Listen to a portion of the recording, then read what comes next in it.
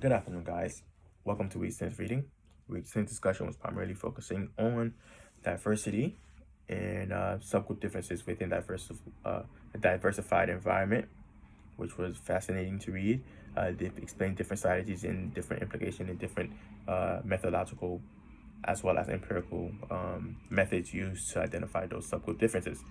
Interesting, but it wasn't as interesting as the second portion of the reading, which was sexual harassment, a dire situation, a dire issue, which is not just limited to our nation, but also a globalized issue within various cultures and various nations.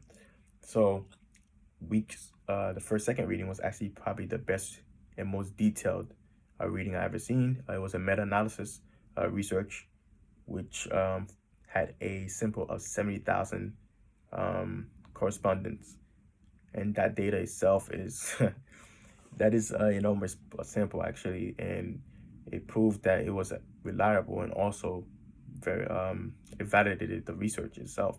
The research did a great job in identifying sexual harassment.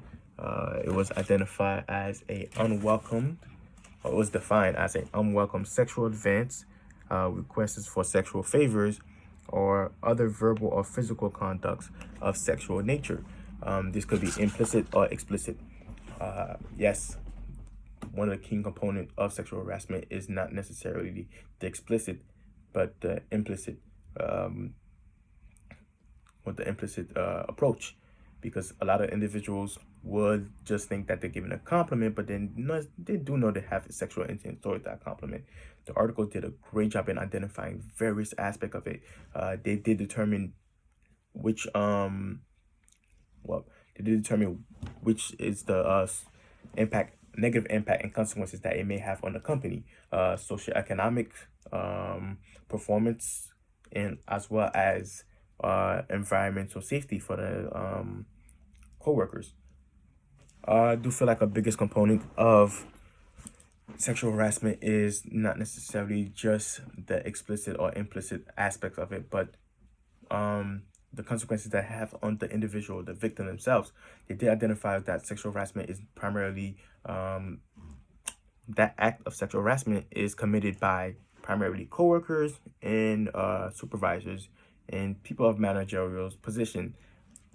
We do all see that we have faced that situation. We have faced that issue where the offender will most likely be somebody that is within either the same level as us or higher.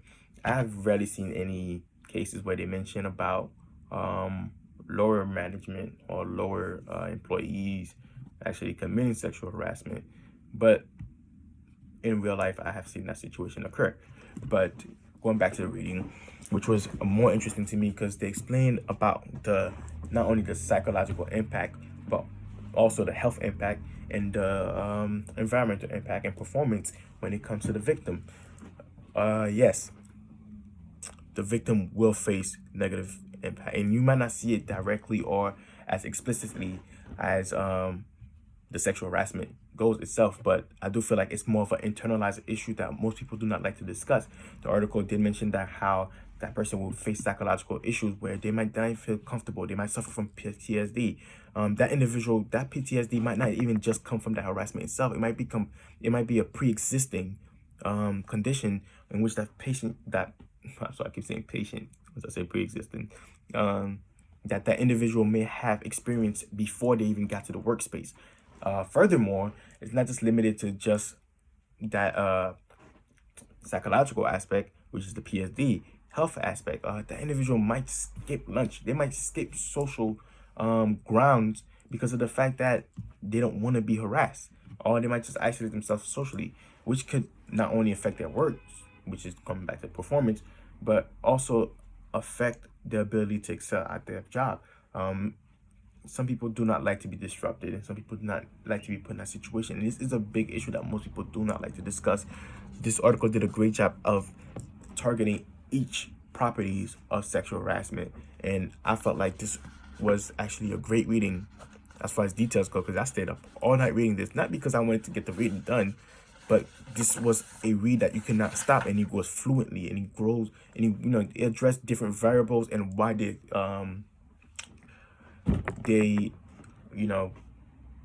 went into details of those aspects and why they did not implement certain variables into it. There was an interesting part of the reading also to discuss about how sexual harassment was not necessarily, you know, reported isolated.